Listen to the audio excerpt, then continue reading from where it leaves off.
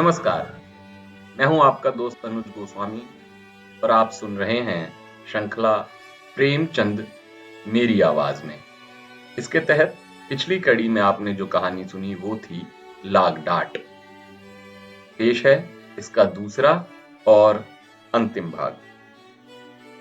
पिछले भाग में आप जान चुके हैं कि जोखू भगत और बेचन चौधरी में 3 पीढ़ियों से अदावत चली आ रही थी और वो गांव की सारी जमीन जायदाद गंवाकर बस अब विवाद वाले खेत के ही हकदार रह गए। उधर आजादी के आंदोलन में दोनों अपनी अपनी तरह से ग्राम सभा में अपना ज्ञान बघारते और लोगों को अंग्रेजों की गुलामी ना करने की बात कहते। उधर विरोधी ने इन सब बातों को गलत बताने का ठेका उठाया।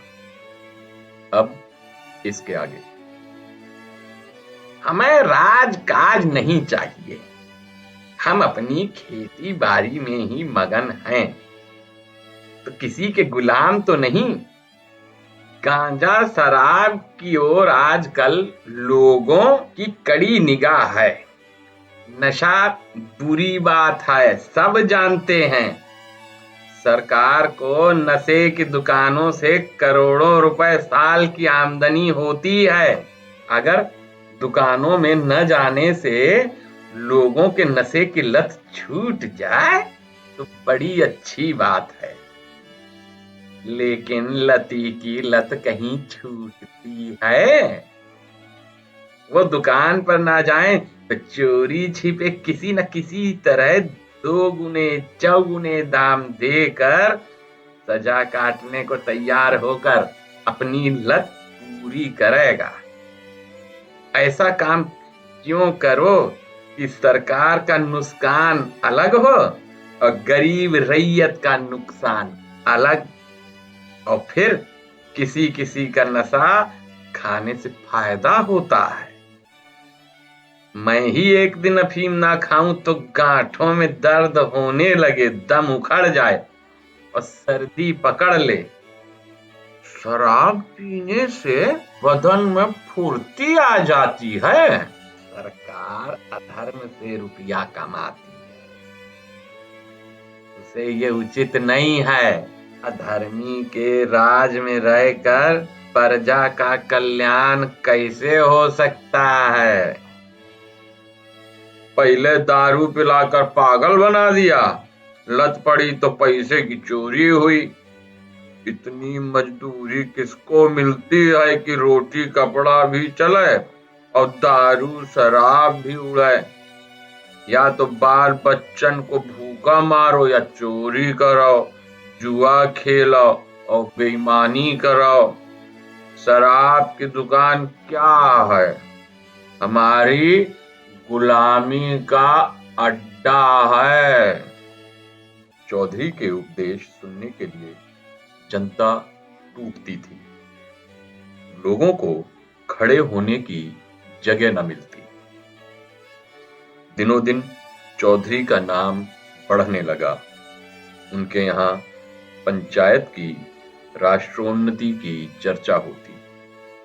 जनता को इन बातों से बड़ा आनंद और उत्साह होता। उनके राजनीतिक ज्ञान की वृद्धि होती।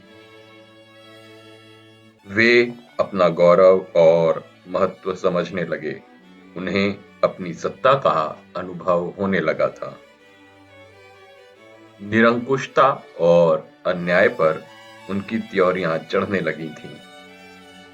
उन्हें स्वतंत्रता का स्वाद मिला। घर की रुई, घर का सूत, घर का कपड़ा, घर का भोजन, घर की अदालत, न पुलिस का भय, न अमलों की खुशामद, सुख और शांति से जीवन व्यतीत करने लगे।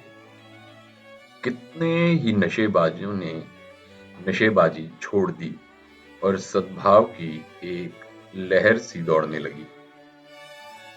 लेकिन भगत जी इतने भाग्यशाली न थे। जनता को दिनों दिन उनके उपदेशों से अरुचि होती जा रही थी। यहां तक कि बहुधा उनके श्रोताओं में पटवारी, चौकीदार, मुदरिंस और इन्हीं कर्मचारियों के मेली मित्रों के अतिरिक्त और कोई ना होता था। कभी कभी बड़े हाकिम भी आकर निकलते और भगत जी का बड़ा आदर सत्कार करते। जरा देर के लिए भगत जी के आंसू पूछ जाते, लेकिन क्षण भर का सम्मान आठों पहर के अपमान की बराबरी कैसे करता। जिधर निकल जाते उधर ही उंगलियां उठने लगती। कोई कहता खुशामदी टट्टू है, कोई कहता खुफिया पुलिस का भेदी है। भगत जी अपनी प्रतिद्वंदी की बड़ाई और अपनी लोक निंदा पर दांत पीस कर रह जाते। जीवन में ये पहला अवसर था कि अपने शत्रु के सामने नीचा देखना पड़ा। चिरकाल से इस कुल मर्यादा की रक्षा करते आए थे और जिस पर अपना सर्वस्व अर्पण कर चुके थे, वो धूल में मिल गई। ये दाह में चिंता उन्हें एक क्षण के लिए चैन ना लेने देती थी। नित्य यही समस्या सामने रहती कि अपना खोया हुआ सम्मान क्यों कर पाऊं, अपने प्रतिपक्षी को क्यों कर पद दलित करूं, उसका गुरूर क्यों कर तोड़ूं। अंत में उन्होंने सिंह को उसकी मान में पछाड़ने का निश्चय किया। संध्या का समय था। चौधरी के द्वार पर एक बड़ी सभा में उपदेश हो रहे थे। आसपास के गांव के किसान भी आए थे। हजारों आदमियों की भीड़ लगी थी। चौधरी उन्हें स्वराज्य विषयक उपदेश दे रहे थे। बारंबार भारत माता की जयकार की ध्वनि उठती थी। एक और स्त्रियों का जमाव था। चौधरी अपना उपदेश समाप्त करके उठे और अपनी गद्दी पर बैठ गए। स्वयं सेवकों ने स्वराज्य फंड के लिए चंदा करना शुरू किया। इतने में भगत जी न जाने किधर से लपकते हुए आए और श्रोताओं के सामने खड़े होकर उच्च स्वर में बोले, भाइयों, मुझे यहां देखकर अचरज मत करो। मैं स्वराज का विरोधी नहीं हूं। ऐसा पतित कौन होगा जो प्राणी स्वराज का निंदक हो, लेकिन इसके प्राप्त करने का वह उपाय नहीं है जो चौधरी बतलाए हैं और जिस पर तुम लोग लट्टू हो रहे हो। जब आपस में फूट और रार है तो पंचायत से क्या होगा। जब विलासिता का भूत सर पर सवार है तो वो कैसे हटेगा। मदिरा की दुकानों का बहिष्कार कैसे होगा। सिगरेट, साबुन, मोजे, बनियान, अद्दी, तंजेब कैसे पिंड छूटेगा।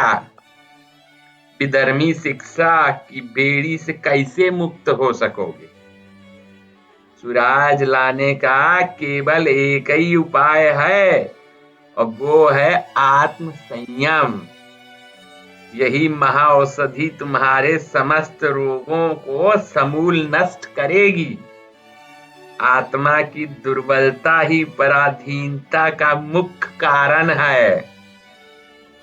आत्मा को बलवान बनाओ, इंद्रियों को साधो, मन को बस में करो, तभी तुम भ्रातृभाव पैदा कर पाओगे।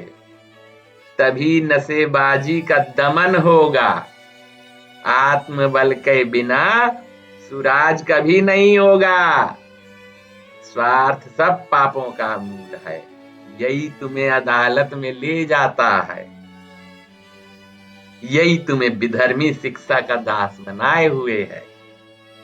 इस पिशाच को आत्मबल से मारो और तुम्हारी कामना पूरी हो जाएगी। सब जानते हैं मैं 50 साल से अफीम का सेवन करता हूं।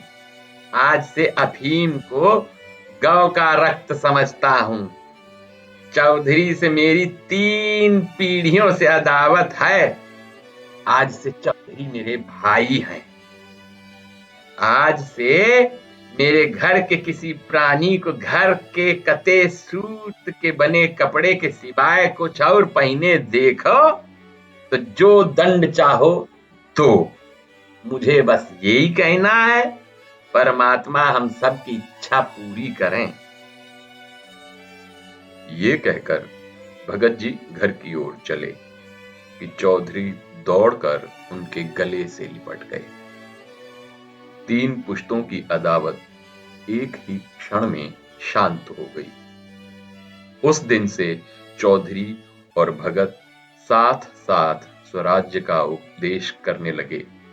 उनमें गाढ़ी मित्रता हो गई और ये निश्चय करना कठिन था कि दोनों में जनता किसका सम्मान करती है। प्रतिद्वंद्विता की चिंगारी ने दोनों पुरुषों के हृदय दीपक को प्रकाशित कर दिया। तो दोस्तों, ये थी हिंदी कथा सम्राट मुंशी प्रेमचंद की एक और अमर कहानी लाग डाट। ऐसी ही एक और कहानी लेकर के जल्द आप सबके साथ होऊंगा। तब तक अपने दोस्त अनुज गोस्वामी को इजाजत दीजिए। नमस्कार।